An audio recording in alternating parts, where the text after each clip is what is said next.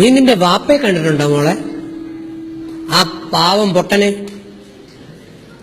ഇന്നലെ വരെ പലരും പറഞ്ഞും പറ്റിച്ചും കള്ളത്തരം പറഞ്ഞും സൂത്രത്തരങ്ങൾ അഭ്യസിച്ചും സോപ്പിട്ടും സൂത്രം പണിഞ്ഞും ആ ഉപ്പയുടെ വാപ്പയുടെ പണം മുഴുവൻ ഉപയോഗിച്ച് എല്ലാ സാധനങ്ങളും വാങ്ങിക്കുകയും ചെയ്തിട്ട് ആ വാപ്പയ്ക്ക് ഒരുള്ള ചോറ് പോലും കൊടുത്തിട്ടില്ലാത്ത, ഒരു ഉമ്മ പോലും കൊടുത്തിട്ടില്ലാത്ത, അദ്ദേഹത്തിന്റെ തലയൊന്ന് തടവി കൊടുത്തിട്ടില്ലാത്ത, അദ്ദേഹത്തിനെ ഒന്നും സ്നേഹിച്ചിട്ടില്ലാത്ത ഒരു വേദഗ്രന്ഥത്തിൽ എഴുതിയിട്ടുണ്ട്. തന്റെ മകളുടെ കല്യാണം കഴിഞ്ഞ് വീട്ടിലേക്ക് പെൺകുട്ടിയെ കയറ്റി അയക്കുമ്പോ, കെട്ടിച്ചയക്കുമ്പോ ഉമ്മയേക്കാൾ ഏറെ കൂടുതൽ ശ്വാസം മുട്ടുകയും ടെൻഷൻ അനുഭവിക്കുകയും ചെയ്യുന്നത് ഉപ്പയായ വാപ്പ അച്ഛനാണ് എന്ന്. പക്ഷേ അച്ഛന്മാരെന്ന് പറയുന്ന കഥാപാത്രങ്ങൾ പലപ്പോഴും കരയില്ല. പൊട്ടന്മാരിങ്ങനെ അകത്ത് അമർത്തി കൊണ്ടു നടന്ന് പോണ വഴിക്ക് ഹാർട്ട് അറ്റാക്ക് വന്ന് വീണ് ചാവുന്നതാണ്. ഞാൻ പലപ്പോഴും പല അച്ഛന്മാരോട് പറഞ്ഞിട്ടുണ്ട്, നിങ്ങളൊന്ന് അറിഞ്ഞ് പൊട്ടിക്കര, നിങ്ങളുടെ അസുഖം എത്രയോ മാറും. പക്ഷെ കരയില്ല. ഒരു ദുരഭിമാനങ്ങളാണ് കുറെ അച്ഛന്മാർ.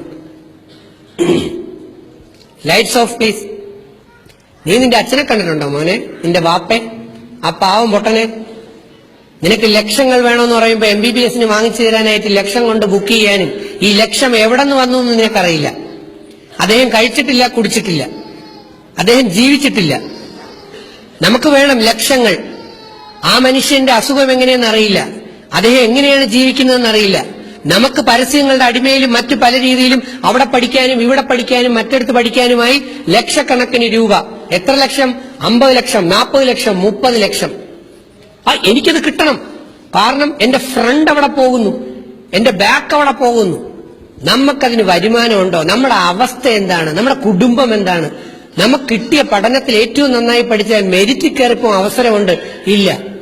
വാപ്പയെ അറിയാത്ത മക്കൾ, ഉമ്മയെ അറിയാത്ത മക്കൾ. നീ നിന്റെ വാപ്പയെ കണ്ടിട്ടുണ്ടോ മോനെ? ഈ കണ്ണുകൊണ്ടല്ല, പടച്ചോൻ അകത്തൊരു കണ്ണ് തന്നിട്ടുണ്ട്, അകത്തൊരു കണ്ണ്. ആ അകത്തെ കണ്ണുകൊണ്ട് നീ നിന്റെ വാപ്പയെ സ്നേഹിക്കുന്നുണ്ടെങ്കിൽ ഈ കാഴ്ചയൊന്ന് കാണും. ഇന്നു മുതൽ നീ നിന്റെ വാപ്പയെ സ്നേഹിച്ചു തുടങ്ങും, അതിന് യാതൊരു സംശയമില്ല. പക്ഷെ നാളെ രാവിലെ നീ കണ്ണു തുറക്കുമ്പോ നീ ഇന്നലെ വരെ സ്നേഹിച്ചിട്ടില്ലാത്ത നിന്റെ വാപ്പയോട് പടച്ചോൻ പറയുന്നു, നീ ഇനി തിരിച്ചു പോരേന്ന്. നീ കണ്ണു തുറന്നു നോക്കുമ്പോ, നാളെ രാവിലെ ഉണർന്നു നോക്കുമ്പോ നിന്റെ വാപ്പ മയ്യത്തായി കിടക്കുന്നു എന്നൊന്ന് വിചാരിക്കുമോളെ. ചുമ്മാ ഒരു വഴിക്ക് പോവേയില്ലേ, ഇരിക്കട്ടൊരെണ്ണം. നീ സ്നേഹിച്ചിട്ടില്ലാത്ത, എത്ര വർഷം കൊണ്ട് സ്നേഹിച്ചിട്ടില്ലാത്ത, കഴിഞ്ഞ 5 വർഷത്തിലേറെയായി വാപ്പയെ അറിയാൻ ശ്രമിക്കാത്ത മകൾ, ഒന്ന് ഇമാജിനേറ്റ് ചെയ്യും. നാളെ രാവിലെ മയ്യത്തായി മരിച്ചു കിടക്കുന്ന ആ ശരീരം പിന്നെ ഇല്ല. പിന്നെ നിനക്ക് ആനയാവാനും ചേനയാവാനും ലക്ഷങ്ങൾ എവിടെ നിന്ന് വരും എന്ന് നീ ഊഹിക്കണം, ചിന്തിക്കണം. അപ്പൊ ജീവിച്ചിരിക്കുമ്പോ മനുഷ്യന്റെ വില എന്താണെന്ന് അറിയണം, മരിച്ചു കഴിഞ്ഞിട്ടല്ല. ഇന്നത്തെ കേരളത്തിന്റെ ശാപം എന്ന് പറയുന്നത് നമ്മൾ അർഹിക്കുന്നവരെ ആദരിക്കുന്നില്ല, ബഹുമാനിക്കുന്നില്ല. ഖുർആൻ പഠിപ്പിക്കുന്നത് എന്താണ്? അറിഞ്ഞാദരിക്കണം, ബഹുമാനിക്കണം എന്ന്. നമ്മളോ അറിഞ്ഞാദരിക്കില്ല, ബഹുമാനിക്കില്ല, ജീവിച്ചിരിക്കുമ്പോ വില കൊടുക്കൂല, മരിച്ചു കഴിയുമ്പോ പൊക്കിക്കൊണ്ട് കിടക്കും, അല്ലെങ്കിൽ ലാസ്റ്റ് സ്റ്റേജിൽ പൊക്കിക്കൊണ്ട് കിടക്കും, ചെറുപ്പത്തിലേക്ക് കൊടുക്കൂല. പക്ഷെ നിങ്ങൾ അങ്ങനെ ആകാൻ പാടില്ല. നീ നിന്റെ അച്ഛനെ സ്നേഹിക്കുന്നുണ്ടെങ്കിൽ വാച്ച് ദിസ് ക്ലിപ്പ്. ഇതൊരു ജപ്പാന്റെ ക്ലിപ്പിംഗ് ആണ്. ജപ്പാനാണ് ഏറെ മൂല്യങ്ങൾക്ക് ഇമ്പോർട്ടൻസ് കൊടുത്ത് ക്ലിപ്പുകൾ ഇറക്കുന്നത്. കാരണം അവരുടെ അച്ഛന്റെ അമ്മയുടെ ഒക്കെ വിലകൾ, നന്ദിയുടെ വില. Thank you. നമുക്ക് കണ്ടു നോക്കാം. ഒരു മകൻ വാപ്പ വാങ്ങിച്ചു കൊടുത്ത ഗിറ്റാറുമായി ആലോചിക്കുക, എങ്ങനെയാണ് എന്റെ വാപ്പ ഈ ഗിറ്റാർ വാങ്ങിത്തന്നത്? അവൻ ആലോചിക്കുകയാണ്. മരക്കട്ട പോലെ ഇരുന്ന് ആലോചിക്കാതെ സ്വന്തം വാപ്പ ഓരോന്നും വാങ്ങിച്ചു തന്നതിനെ കുറിച്ച് ആലോചിക്കുക. ഈ നടക്കുന്ന വാപ്പയെ സ്വന്തം വാപ്പയുടെ മുഖം വെച്ച് ആലോചിക്കും. ആ മകനും വാപ്പയും തമ്മിലുള്ള സ്നേഹം ഒന്ന് കാണും. Lights of please. ഒരു വാപ്പയും മകനും പോകുന്ന പോക്ക് കണ്ടോ? ആ വാപ്പയും മോനും തമ്മിലുള്ള സ്നേഹം കണ്ടോ? ആ വാപ്പയുടെ മുഖം നോക്കിയേ, നിങ്ങളുടെ സ്വന്തം വാപ്പയുടെ മുഖം നോക്കിയേ. ഈ ലൈറ്റ്സ് വീണ്ടും പിശാചിന്റെ ഈ ലൈറ്റ് ഓഫ്, ഈ ലൈറ്റ് ഗിറ്റാറാ. ഞാൻ എവിടെ പോയി വാങ്ങിക്കാൻടാ? എനിക്ക് അതിനുള്ള പൈസ ഇല്ലല്ലടാ. വാപ്പ എനിക്ക് ഗിറ്റാർ വേണം. നിനക്ക് സ്മാർട്ട് ഫോൺ വേണം, മൊബൈൽ വേണം, ലാപ്ടോപ്പ് വേണം, എല്ലാ സാധനങ്ങളും നിങ്ങൾക്ക് വേണം. ആ വാപ്പയും പോകുന്നു. ആ വാപ്പ മകനെ തോളിലെടുത്തുകൊണ്ട് നടക്കുന്നു. നിങ്ങളുടെ വാപ്പമാർ എത്ര വർഷം തോളിലെടുത്തുകൊണ്ട് നടന്നിട്ടെന്ന് അറിയാം മോനെ? നീ ഇപ്പൊ തടിയനായി, നിനക്ക് നിന്റെ വാപ്പ എടുക്കാനുള്ള ആരോഗ്യമായി. പക്ഷേ നിന്നെ എത്രയോ വർഷം ഇങ്ങനെ തോളിലെടുത്തോണ്ട് നടന്നതാണ്. ഈ ലൈറ്റ് ഇത്രയും നേരം ഓഫായി കിടന്നതല്ലേ? ഓഫ്. ദാ സൈക്കിൾ പോകുന്നു, ആ ചെരുപ്പ് തേയുന്നു, വാപ്പ സൈക്കിളും എടുത്തുകൊണ്ട് ഇറങ്ങുന്നു. കണ്ടോ? ദാ സൈക്കിളുമായിട്ട് വാപ്പ പോയി തെണ്ടുകയാണ് ഓരോ സ്ഥലത്തും. എവിടെ? എനിക്കൊരൽപ്പം പണം തരൂ, എന്റെ മകന് ഗിറ്റാർ വാങ്ങാൻ. വീട്ടിൽ അമ്മ ശരീരം തളർന്നു കിടക്കുന്നു. കണ്ടോ? മകൻ വെള്ളം ചൂടാക്കി അമ്മയെ ശുശ്രൂഷിക്കുന്നു. കണ്ടോ? അമ്മയുടെ ശരീരം തളർന്നുപോയി. നാളെ നിങ്ങളുടെ ഉമ്മയുടെ ശരീരവും തളർന്നു പോകാം. എന്തും എപ്പോഴും സംഭവിക്കാം. ദാ അമ്മയ്ക്ക് കഞ്ഞി കോരി കൊടുക്കുന്നു. നീ നിന്റെ അമ്മയ്ക്ക് ഒരുള്ള ചോറ് കൊടുക്കുമോ മോനെ? ഉമ്മയ്ക്ക് ഇല്ലാന്ന് നേരത്തെ പറഞ്ഞു കഴിഞ്ഞു. ദാ അച്ഛൻ പോയി തെണ്ടുകയാണ്. തെണ്ടുന്നു എന്ന് തന്നെ പറയാം. കണ്ടോ? എനിക്കൊരൽപ്പം പണം തരൂ. നിങ്ങളുടെ അച്ഛന്മാർ എത്രയോ അറബികളുടെ അടിയോ അല്ലെങ്കിൽ ചീത്തവിളിയും വഴക്കും കേൾക്കുന്നു. ദാ പിടിച്ചു തള്ളുന്നു. കണ്ടോ? എത്രയോ സ്ഥലങ്ങളിൽ നിന്നാണ് നിങ്ങളുടെ വാപ്പമാര് പീഡനം അനുഭവിക്കുന്നത്. നിങ്ങൾക്ക് അറിയാമോ? ദാ നിങ്ങൾ അറിഞ്ഞിട്ടില്ല നിങ്ങളുടെ വാപ്പയുടെ വേദന. കാരണം വാപ്പയെ സ്നേഹിച്ചിട്ടില്ലാത്ത മക്കൾ. ദാ കാരണം വാപ്പയ്ക്ക് ഒന്നും വാങ്ങിച്ചു കൊടുക്കാൻ കഴിയില്ല. ദാ മകൻ പോയി എന്ന് പ്രാർത്ഥിക്കുന്നു, എന്റെ വാപ്പയ്ക്ക് ജോലി കൊടുക്കണേ, എന്റെ ഉമ്മയുടെ അസുഖം മാറ്റണേന്ന്.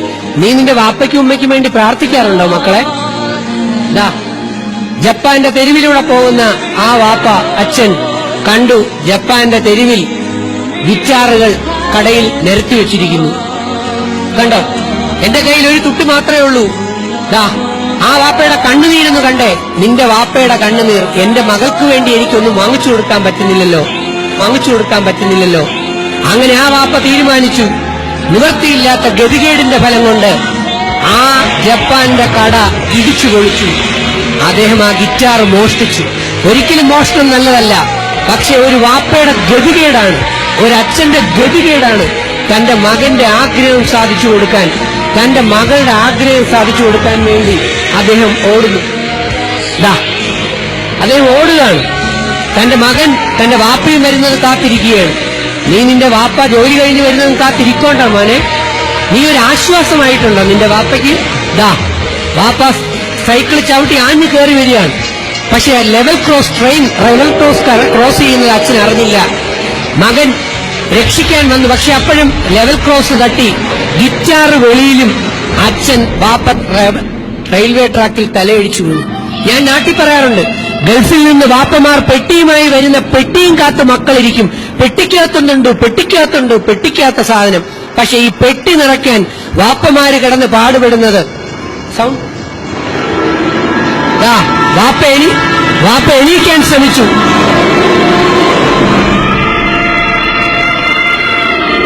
പക്ഷെ അതിനേക്കാൾ സ്പീഡിൽ ട്രെയിൻ കയറി ഇറങ്ങി. Lights on please. ഞാൻ കേരളത്തിൽ പറയാറുണ്ട്, ഗൾഫിൽ നിന്ന് പെട്ടിയുമായി വാപ്പ വരുമ്പോ വാപ്പയുടെ പെട്ടിക്കകത്ത് എന്തൊക്കെ സാധനമുണ്ടെന്ന് നോക്കാൻ മക്കൾ അവിടെ നിറഞ്ഞു കിടപ്പുണ്ട്. പക്ഷെ ഈ പെട്ടി നിറയ്ക്കാൻ വേണ്ടി ഓരോ വാപ്പമാര് കിടന്ന് കഷ്ടപ്പെടുന്ന അവസ്ഥ. ഇല്ലാത്ത പണം കടവും കൂടെ വാങ്ങിച്ചുകൊണ്ട് ഗൾഫിലേക്ക് നിന്നും കേരളത്തിലേക്ക് തിരിച്ചോടുമ്പോൾ ഒരവസ്ഥ. നിങ്ങൾ ഇവിടെ കൂടെ നിന്ന് എല്ലാം സന്തോഷിക്കുന്നു, സുഖിക്കുന്നു. Lights full on. ഇവിടെ വന്ന പെൺമക്കളുടെ വാപ്പമാരുണ്ടെങ്കിൽ ഒന്ന് എണീച്ചേ.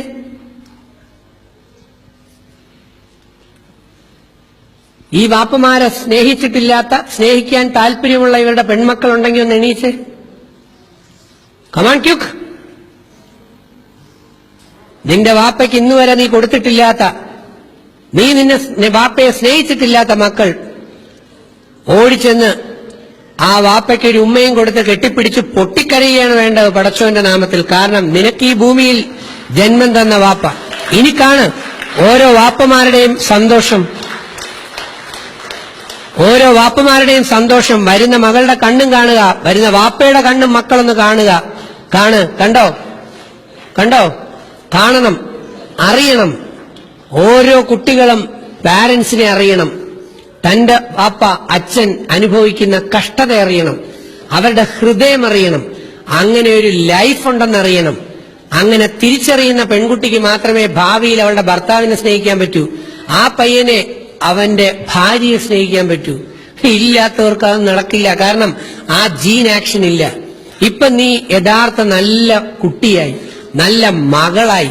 അതാണ് ആദ്യം വേണ്ടത്. ആ വാപ്പയുടെ സന്തോഷം. ഓരോ വാപ്പമാരുടെയും സന്തോഷം. എന്റെ കണക്കുകൂട്ടൽ ശരിയാണെങ്കിൽ കഴിഞ്ഞ 5 വർഷത്തിനകത്ത് വാപ്പമാർ ഇത്രയും സന്തോഷിച്ചിട്ടുണ്ടാകില്ല. കാരണം നിങ്ങൾ ആ വാപ്പയൊന്ന് തൊട്ടിട്ട് പോലുമില്ല. പലരും വാപ്പയ്ക്കൊന്ന് തലയിൽ ടൈഗർ ബോംബ് പരട്ടി പോലും കൊടുക്കിട്ടില്ല. വാപ്പയ്ക്ക് തലവേദന ഉണ്ടോ, വരുമ്പോ എന്നാ ഒരു ഗ്ലാസ് ചായ അല്ലെങ്കിൽ ഒരു ഉരുള. നാളെ മുതൽ കഴിക്കുന്നതിന് മുമ്പ് നീ നിന്റെ വാപ്പയ്ക്ക് ഒരു ഉരുള കൊടുത്തു നോക്ക്, നിനക്ക് ദൈവം പുണ്യം തരുന്ന കാണാം. കാരണം മരിച്ചു കഴിഞ്ഞിട്ട് സ്നേഹിക്കുന്നത് വിഡ്ഢികളാണ്. ജീവിച്ചിരിക്കുമ്പോ സ്നേഹിക്കണം. മരിച്ചു കഴിഞ്ഞതിന് ശേഷം പൊട്ടിക്കരഞ്ഞ് നാട്ടുകാരെ കാണിക്കും, ആൾക്കാരെ കാണിക്കും.